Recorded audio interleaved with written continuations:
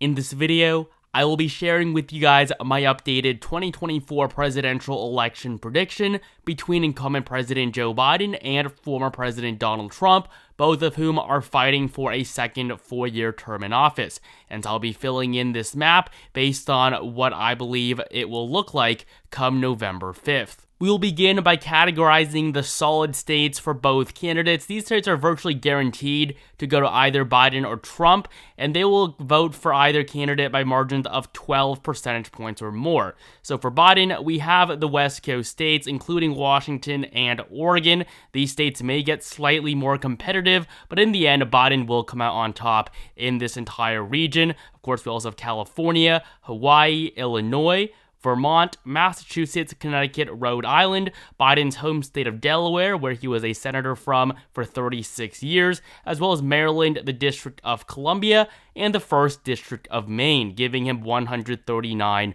electoral votes.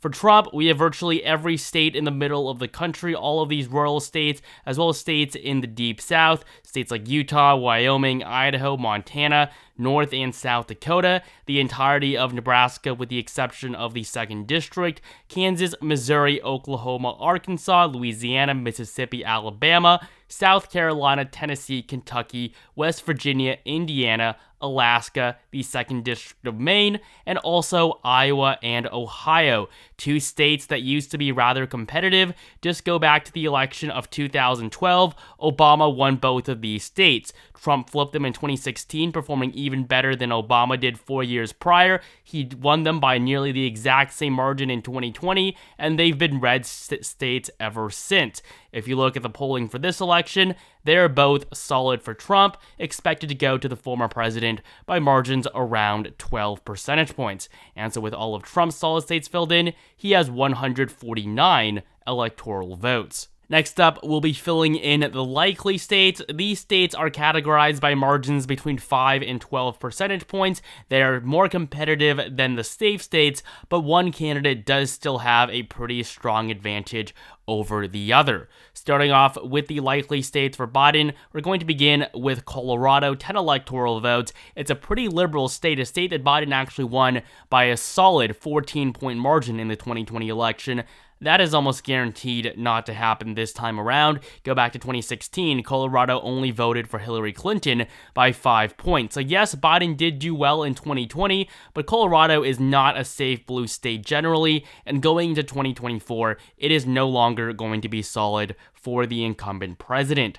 We also have the state of New York, 28 electoral votes. It's surprising to see New York on this list, but the Empire State simply is not where it was 4 years ago. It voted for President Biden by 23 points. This November, I wouldn't be surprised if that margin got cut in half. Since Biden's election in 2020, Andrew Cuomo resigned as governor. He had sexual harassment allegations against him, and Kathy Hochul, who replaced him as the first female governor of New York, has proven to be no more popular. Eric Adams, the mayor of New York, isn't popular in the city as well. So basically, all the major Democratic leaders in New York have underperformed and have been pretty unpopular over the last few years. And so as a result, New York simply is not the solid blue state that it was just a few years ago. New Jersey will be likely blue as well. A lot of this comes from the unpopularity of Democrats up in New York, but also the fact that Bob Menendez, who is currently still a senator from the state, has been convicted multiple times in recent months for bribery charges. So Democrats' public image in these 2 states has really been hurt, and so with them filled in, Biden has 191 electoral votes. Before we continue, only 10% of you guys are actually subscribed, so please take the time to subscribe right now for more content like this leading up to the election in November. As for Donald Trump, we have 2 big prizes that stand out above the rest. They are going to be Texas and Florida. I mean, look at these 2 states, 40 electoral votes, 30 electoral votes, a combined 70 electoral votes. Texas was pretty close in the last election. Trump only won it by 5 points. It's a far cry from Mitt Romney's 16-point margin in 2012, but this November, we're probably going to see the margin for Trump go up to where it was in around 2016 when he won the state by 9 points. I wouldn't be surprised surprised if it went over to double digits. It could be a solid state, but we do have Ted Cruz on the ballot, who's probably going to drag Trump down just a little bit. And Texas, it is shifting to the left generally, but it's going to take a very long time for such a large state to actually become really competitive. Florida, on the other hand, though, has gone through a very drastic transformation over just the last 4 years. In 2016, Trump won Florida by 1.2%. That margin increased to 3.4% in 2020. This was expected to be one of the closest states of the election, but Trump won it handily. If you look at the Senate election in 2022, Marco Rubio won it by 16 points. In the gubernatorial election, Ron DeSantis won re-election 2 years ago by an even larger margin. So Florida is a pretty red state now. On the Senate level, on the gubernatorial level, it's solid, but on the presidential level, it is still going to be slightly more competitive. And the final likely state we have on this map is the Tar Heel state of North Carolina. 16 electoral votes. It was very close in 2020, a 1.3% margin. The margin's definitely going to go up, but North Carolina is not a state that Biden can realistically win. And basically, all the polls are showing right now that Trump is on a clear path to victory in the state. And so with all the solid and likely states filled in, the electoral tally is 235 for Trump, 191 for Biden. Trump is already performing better than he did in the last election. We have 11 states left, along with the 2nd District of Nebraska, a total of 112 electoral votes that will really decide the election. Now, all the states within the lean and tilt range are states that could go either way. So lean states are categorized by margins between 1 and 5%. Tilt states, the margins will be between 0 and 1%. So starting off with the lean Democratic states, we have first off the state of New Mexico, 5 electoral votes. It voted for Biden by 10 points in the last election, but just like Colorado, we are going to see Biden perform worse. New Mexico has a very large Hispanic community that is shifting toward the right. And all the polling we have from last year, Biden barely leads by 5 points. And if polls were to be conducted anytime in the last few months, we would see those numbers drop significantly. The other lean state on this map is going to be New Hampshire. 4 electoral votes. It went to Biden by 7 points in the last election. It is generally a more liberal state. However, it is going to get more competitive this cycle. And finally, we have the state of Maine, the at-large vote. 2 electoral votes will come from Biden winning the state as a whole. Now, the polling right now actually favors Trump on average in Maine, but Maine is still a state that's voted Democratic for a very long time. And if you look at Biden's margin in 2020, it will be very difficult for Trump to win here, although I do expect him to perform much better in the 2nd District and in the state as a whole. He can definitely make it one of the most competitive in the country.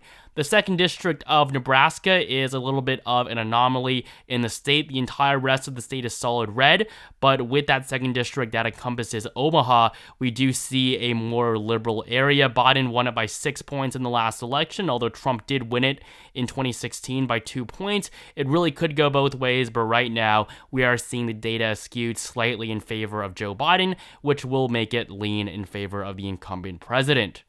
As for Trump, we have quite a few lean states to go over. We're going to start off with the state of Nevada, 6 electoral votes. This is definitely a winnable state for Trump, even though no Republican has won it since George W. Bush 20 years ago in 2004. It went for Biden by 2 points, the same margin Clinton won it by 4 years prior. So Nevada is a state that generally has been more liberal over the last 2 decades. However, in 2022, we did see Joe Lombardo, a Republican, get elected, defeating the incumbent governor Steve Sisolak. And looking at the polling for the 2024 election, Trump has maintained a pretty solid lead throughout the entirety of the election cycle. It's clear that Nevada right now favors Trump. Arizona does so as well. This is another state that Biden won, although this was a pretty surprising flip. 0.3% was the margin, the first time a Democrat won Arizona since Bill Clinton in 1996. Only Georgia was closer than Arizona in the last election, and if you look at the polling right now in the state, Trump leads by 4.6%, just like in Nevada. It just really hasn't been that close. Trump's been ahead all throughout the entire cycle. I mean, Biden barely won this state last time. He's significantly less popular than he was when he ran for election the first time around, and so there's really no way he's going to win a state that he won by such a small margin in 2020. Georgia is going to be another lean Republican state, 16 electoral votes here. If you look at the polling for 2024, you'll see that Trump is actually ahead by around the same margin, just under 5 points. And again, it just hasn't been that competitive. Trump's been ahead throughout the entirety of the cycle. This was the closest state of the 2020 election. Democrats hadn't won it since 1992 prior to this, and Democrats probably aren't going to win it again this November.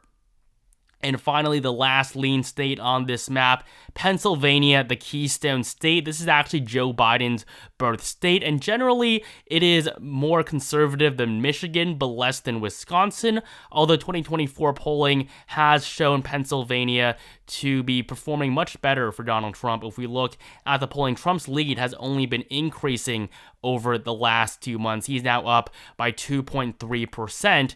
And so right now, this is definitely a state that Trump can win, and 19 electoral votes will be a pretty big loss for Joe Biden. Joe Biden cannot win the election without Pennsylvania.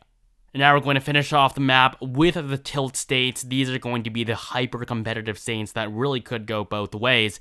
And I think it's pretty alarming for Biden that Minnesota and Virginia are in this category, because these are states that Biden won by 7 points and 10 points in the last election. But starting off with Virginia, which elected a Republican governor, Glenn Youngkin, just 1 year after Biden was elected in 2020, Virginia, the polling average right now has Biden up by 2.2%. The two most recent polls, the only polls conducted in 2024 so far, they both show a tie, and these are nonpartisan pollsters. Fox News is not a right-wing pollster, so if you look at the data right now, it is getting very worrying for Biden, especially in a state that he won so handily in the last election. Minnesota as well, we're seeing a very similar trend. This is more than a winnable state for the Republicans, even though no GOP candidate has won the state since 1972. However, in 2016, Trump came within 2 points of actually flipping it, so he really did perform very well. In 2020, the margin went up, but looking at the polling for 2024, Biden's only up by 2 points. The most recent poll only has him up by 2. The state can definitely get competitive, and this is a state where Democrats tend to be overestimated in the polling. So Minnesota is going to be the final state to go to Joe Biden, while in Wisconsin and Michigan, these two states Biden has to win, but things really aren't looking good for him right now. If you look at the polling average, Trump leads by 0.1% in Wisconsin, while in Pennsylvania, the Wolverine state, Trump is ahead by 0.3%. He leads in both of them, but what's really surprising is just how much Democrats are overestimated in these two states. The fact that Trump is even leading is a pretty big deal, because if you look at 2020 polling, Biden was supposed to win Wisconsin by 7 points. He won it by 0.7. In Michigan, the incumbent president was supposed to win by a margin of 4.2. He only won by 2.8. So Biden simply being behind shows that Donald Trump is performing significantly better than he was 4 years ago. And so the map comes out to 312 electoral votes for Trump, 226 for Biden, an easy victory for the former president. Thank you guys so much for watching. If you enjoyed it, like this video down below, comment down below who you think is going to win between Biden and Trump, and make sure you subscribe right now to this channel for more content like this leading up to the election in November.